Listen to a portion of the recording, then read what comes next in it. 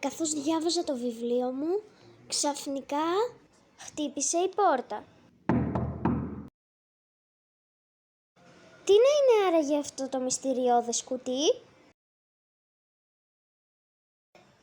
Hello guys και καλώς ήρθατε σε ένα καινούριο βίντεο. Σε αυτό το βίντεο, όπως είδατε κι εσείς, μου ήρθε αυτό εδώ το περίεργο βαλιτσάκι, αυτό το περίεργο κουτί. Πάμε να δούμε τι έχει μέσα. Μόλις το άνοιξα, παιδιά, κοιτάξτε πόσα πολλά πράγματα έχει μέσα. Μέσα, παιδιά, έχει όλα αυτά, πάμε να το δούμε μαζί. Σαν πρώτο έχουμε αυτό εδώ το Pop-It. Τα δύο αυτά έτσι μπιζελάκια, να τα πω έτσι.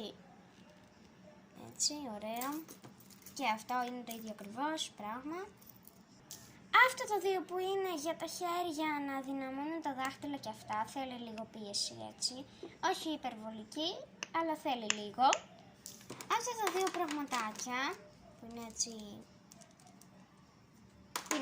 τέλος πάντων, δεν ξέρω τι ακριβώς είναι. Αλλά έτσι είναι ωραίο να το κάνεις. Αυτά τα δύο, τώρα αυτό εδώ το έχω ενώσει.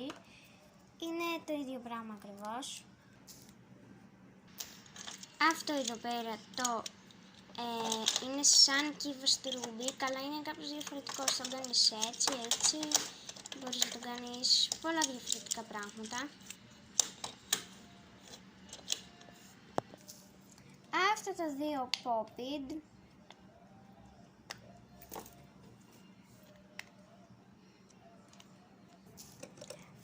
Αυτό εδώ το Fidget Spinner με το Spider-Man μου το έστειλαν. Αυτά τα δύο Pop-It.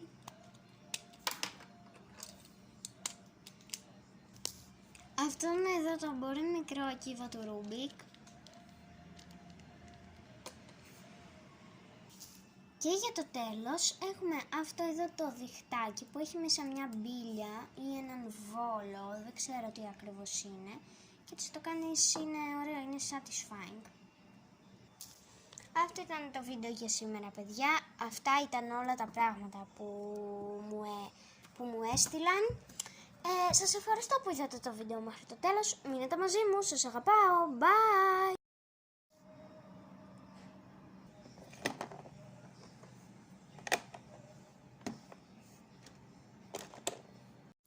Πατήστε like αν σας άρεσε το βίντεο.